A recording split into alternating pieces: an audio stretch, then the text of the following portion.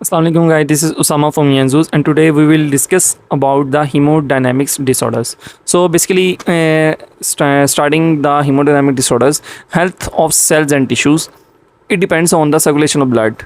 Okay, normal conditions, blood passes through capillaries, proteins in plasma are retained within the vasculature, little net movement of water and electrolytes into the tissues. क्या होता है कि health of जो sales and tissue है वो depend करती है circulation of blood के ऊपर कि कैसे ब्लड सर्कुलेट करता है, ठीक है।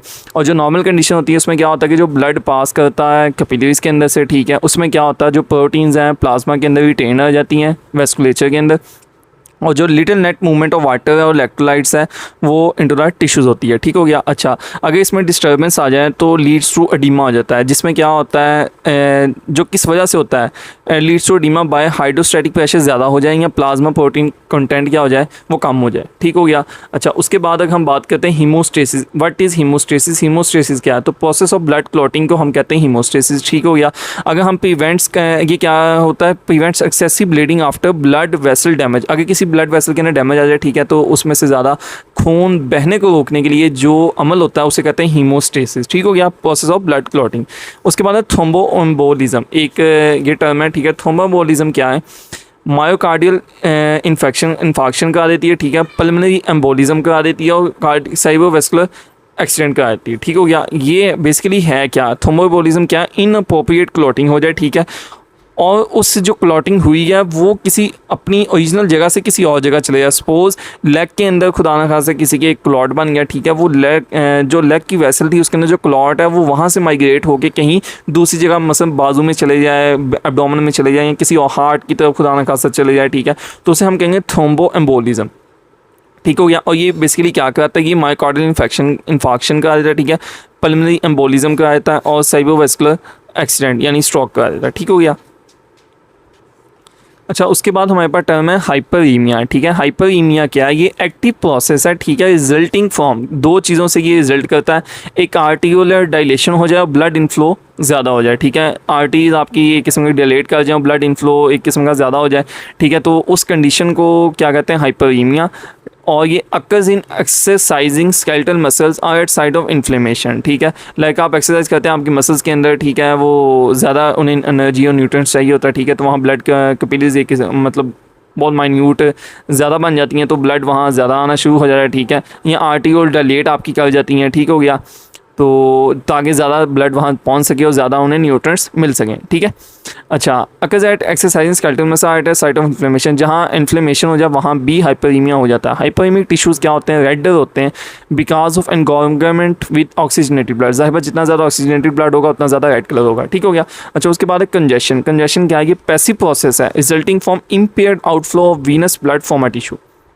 वो एक्टिव प्रोसेस था, ये पैसिव प्रोसेस है। वो रिजल्टिंग फ्रॉम आर्टिकुलर डिलेशन और ब्लड इनफ्लो, ये resulting from outflow of impaired outflow of venous blood from a tissue के जो वीनस ब्लड है जो टिश्यू से बाहर निकल रहा है, ठीक है, वेन्स के जरिए उसके अंदर कोई खराबी पैदा हो जाए, ठीक हो गया। ये क्या होता है? Occur systematically as in cardiac failure are due to isolated venous obstruction, ठीक है। ये कार्डिक फेलियर के अंदर एक किस्म का अक्कर होता है, ठीक है, आपका हार्ट का कोई इशू हो जाए या जो आइसोलेटेड वीनस ऑब्स्ट्रक्शन यानी वेंस के अंदर कोई ऑब्स्ट्रक्शन आ जाए, कोई रुकावट आ जाए तो उस वजह से भी हो जाता है। क्या? कंजेशन, हाइपरीमिया कंजेशन, ठीक है। Hyperaemia active process, congestion passive process. Hyperaemia क्यों होता है? आर्टिकुलर डिलेट कर जाए, ठीक है, ब्लड इनफ्लो ज़्यादा हो जाए, और कंजेशन क्या है? ये वीनस की ऑब्स्ट्रक्शन हो जाए, ठीक है, और वो स्केलेटल मसल वगैरह के अंदर करता है, और ये कार्डिक फेलियर की वजह से आइसोलेटेड या वीनस ऑब्स्ट्रक्शन की वजह से हो जाए, ठीक है। Congested tissues have abnormal blue red colour cyanosis, ठीक है, उसमें रेड कलर होता है, इसमें ब्लू रेड कलर होता है। That stems form accumulation of deoxygenated haemoglobin in affected area, क्योंकि डीऑक्सीजनेटेड ब्लड आगे जा नहीं सकता, वेन्स के अंदर रुकावट आ गई है, तो उस वजह से ब्लू रेड कलर वहाँ शो होता है, क्योंकि वो वहाँ जमा हो जाता है डीऑक्सीजनेटेड हीमोग्लोबिन, ठीक है। बहुत अच्छा, अब इन दोनों की बात करते हैं। Both refers to increase in blood volume within a tissue, ठीक है। जाहिर बात है कि अगर टिश्यू ज़्यादा हेल्दी थी, एक्टिव का, तो उसे ज़्यादा खून की ज़रूरत है, कि हो गया हाइपरीमिया। अगर एक टिश्यू का जो ड्रेनेज सिस्टम है यानी वीनस सिस्टम वहाँ ऑब्स्ट्रक्शन आ जाए, ठीक है, तो वहाँ अगर रुकावट आ जाए फिर भी उसके अंदर ब्लड क्या हो जाएगा? एक्यूमुलेट ज़्यादा हो जाएगा, उसके अंदर जो ब्लड है वो वॉल्यूम उसका क्या हो जाएगा? ज़्यादा हो जाएगा, ठीक है, तो उसे कहेंगे कंजेशन, ठीक हो गया।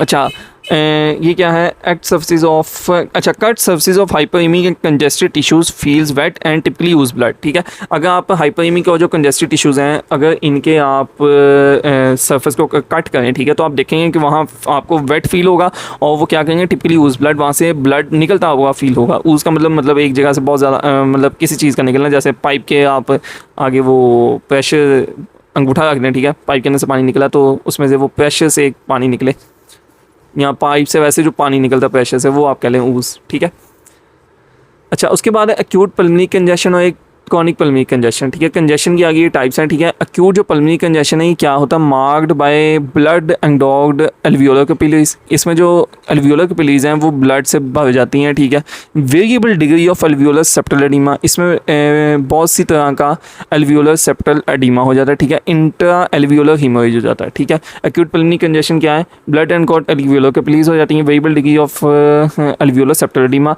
और इंट्रा एल्वियोलर हीमोरेज हो जाता है। ठीक है, उसके बाद क्रॉनिक पल्मोनरी कंजेशन, ये क्या है, सेप्टा बिकम थिकन एंड फिब्रोटिक। इसमें सेप्टा होता है वो क्या हो जाता है, थिकन और फिब्रोटिक हो जाता है।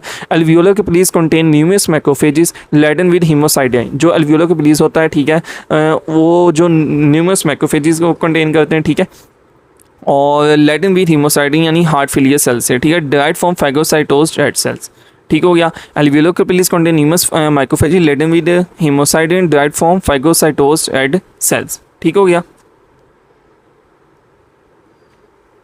Alveolar capillary contain numerous macrophage laden with haemosiderin direct from phagocytosed red cells. ठीक है, अच्छा, उसके बाद एक्यूट हिपैटिक कंजेशन और chronic passive congestion of liver. ठीक है, हिपैटिक ये भी एक्यूट लीवर कंजेशन आप हिपैटिक लीवर को कहते हैं। ठीक हो गया, अच्छा, एक्यूट हिपैटिक कंजेशन में क्या होता है, जो सेंट्रल वेन है and sinusoids are distended with blood and there may be necrosis of centrally located hepatocytes. ठीक है, जो सेंट्रल वेन है और साइनोसाइड्स हैं, ठीक है, वो क्या करते हैं, डिस्टेंड कर जाते हैं, भर जाते हैं ब्लड से, और वहाँ क्या हो सकता है, नेक्रोसिस हो सकता है सेंट्रली लोकेटेड हिपैटोसाइट यानी लिवर के सेल का। ठीक है, और ये क्या है, periportal hepatocytes better oxygenated because of their close proximity to hepatic arterioles experience less severe hypoxia is reversible fatty change. इसमें रिवर्सिबल फैटी चेंज होता है, एक्सपीरियंस लेस सीवियर हाइपोक्सिया। ठीक है, periportal hepatocyte better oxygenated because of their close proximity to hepatic arterioles, क्योंकि hepatic आर्टियोल्स के पास वो पास होते हैं जो पेरिपोर्टल हिपैटोसाइट्स हैं, इसमें वो उन्हें खून मतलब ऑक्सीजन मिलती रहती है। ठीक है, क्योंकि वो हिपैटिक आर्टियोल्स के पास होते हैं, जिसकी वजह से वो लेस सीवियर हाइपोक्सिया सफ़र करते हैं और उनका रिवर्सिबल फैटी चेंज होता है। ठीक है, अगर बात करें क्रॉनिक पैसिव कंजेशन की, ठीक है, जो central regions of hepatic lobules हैं वो क्या होते हैं, रेड ब्राउन हो जाते हैं, स्लाइटली डिप्रेस हो जाते हैं and are attenuated against the surrounding zone of uncongested tan sometime fatty liver nutmeg liver. ठीक है, उसमें central vein side distended with blood हो जाता था। इसमें क्या था, central region of hepatic lobules are red brown और स्लाइटली डिप्रेस हो जाते हैं। ठीक है, और attenuated against the surrounding region of uncongested tan sometime fatty liver nutmeg liver. ठीक है, इसमें माइक्रोस्कोपिक फाइंडिंग्स क्या है, सेंट्री लोब्यूलर हिपैटोसाइट्स नेक्रोसिस। ठीक है, हीमोरेज हो जाता है, हीमोसाइडाइन लेडन हीमोरेज होता है। ठीक है, माइक्रोस्कोपिक फाइंडिंग है, सेंट्री लोब्यूलर हिपैटोसाइट नेक्रोसिस है। ठीक है, जो सेंट्री लोब्यूलर लीवर के सेल्स हैं उसकी नेक्रोसिस हो जाती है, वो डैमेज हो जाता है यानी सेल डेथ हो जाती है। ठीक है, एक्सीडेंटल, और हीमोरेज हो जाता है, हीमोसाइडाइन हो जाता है और लेडन हीमोरेज। ठीक है, हीमोसाइडाइन लेडन हीमोरेज है। ठीक है, अच्छा, उसके बाद हम बात करते हैं